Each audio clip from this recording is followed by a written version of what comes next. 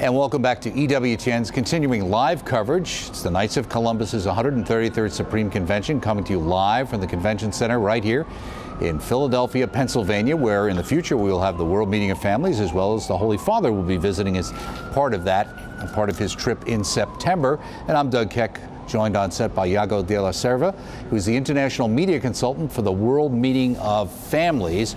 And we've known each other, I guess, for 12 plus years. Some people remember the program Rome Reports, which was something we worked on together to get launched and ultimately led to what we're doing now as a Vaticano series. So what are you doing over here in the States? I volunteered to come here and work for the World Meeting of Families because my experience and my personal life was really affected by World Youth Day in Madrid. So since you then, worked on that, right? Yeah, I was the executive director. Right, exactly, right. And I mean, any Pope's trip, it's really it means a change in the life of many people. So this is why I would like to be part of this in Philadelphia. Let me ask you, I don't want to say anything, but you weren't a teenager when the Pope was there in Madrid, but yet it impacted you. Was it the planning that impacted you? It was the events themselves? What impacted you? I think the most serious impact it had, World Youth Day in Madrid, had on me was how people were transformed by the Pope. I saw this. I saw in many people. And it continued? And it continued. We had a lot of vocations to priesthood, a lot of vocations for religious life, a lot of vocations for marriage. And this is the thing that made me thought my work there was worth.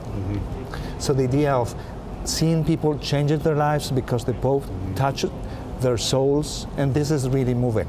Also because we center the whole operation in two sacraments, the confession and the Eucharist. Because we thought these two sacraments were really important for the starting point of the Christian life for many young people.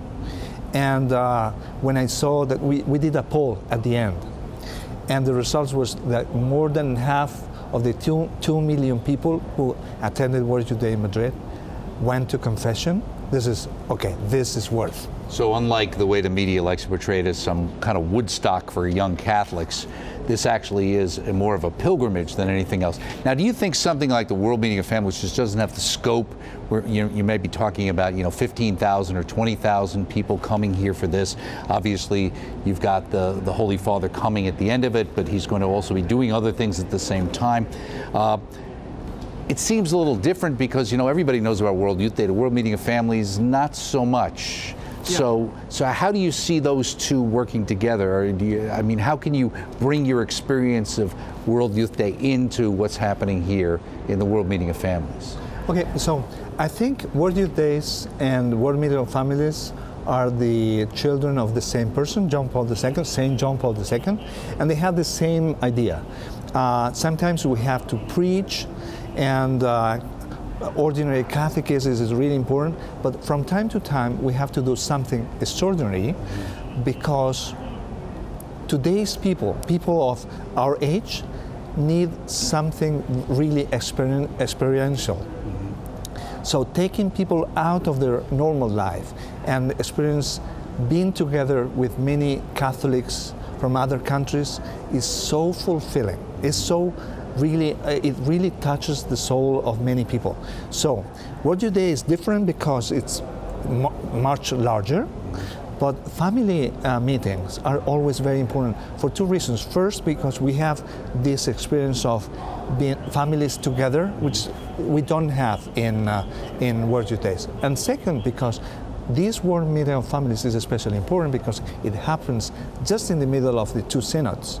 And the Pope has ask many people, okay, give me your input, give me your personal experience in being a Christian family, a Catholic family.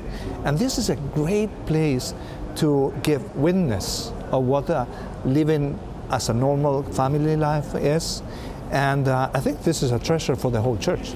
Let me ask you, dealing with the international side of this, what percentage are you guessing at this point would the people working on the World Meeting of Families think of the percentage of people who will be coming from outside the United States for this event? It's very hard to say because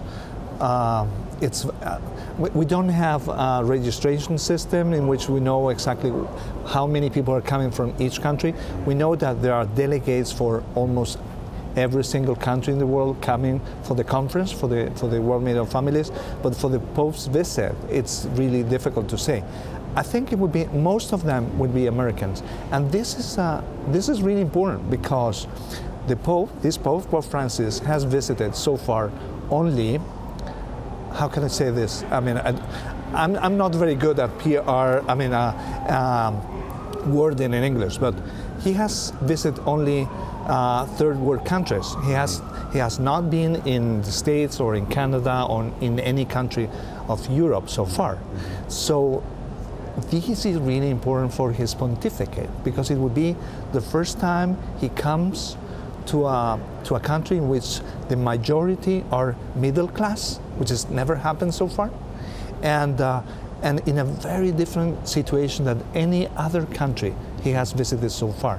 So this is good not only for America, but it's very good for the Pope himself. Right. That having been in contact with Americans is always, and I'm speaking, maybe I'm projecting myself, but it is always quite interesting, very challenging in some aspects because it's completely different from Europe or Latin America. But it's always very good because if the Pope is in contact with Americans, I think this could be very important for the whole pontificate. Over. It's interesting too. Let me ask you the question on both sides. One is, what do you think his message is going to be for the World Meeting of Families, especially maybe even to the church here in the United States? And what do you think will be the most surprising thing for him to learn about either Americans or the Catholics in the United States? Are you asking me to be a prophet? I mean, I have no idea what the Pope is going to say. I know that he received a lot of suggestions, both from bishops here and also people who know this country, and also from people working in the Curia in Rome, trying to help the Pope to focus on what are the needs of this country and the Church in the United States. I really loved his answer about being, how can I say, being completely open to know something that he has never experienced. And this attitude of really humble attitude of I'm coming to the United States to learn is really interesting. Well, we've run out of time, and good luck with your work on the World Meeting of Families coming here in September. And thank you for, when you were at Santa Croce, helping to set up our intern program. We have wonderful priests from all over the world who come and visit with us every year, and it's worked out really well. Thank you, Yago. Thank you. Okay, we're going to take a short break. We'll be right back here with EWTN's continuing live coverage of the Knights of Columbus's 133rd Supreme Convention, coming to you live from the Convention Center right here at the heart of Philadelphia, Pennsylvania. Stay with us.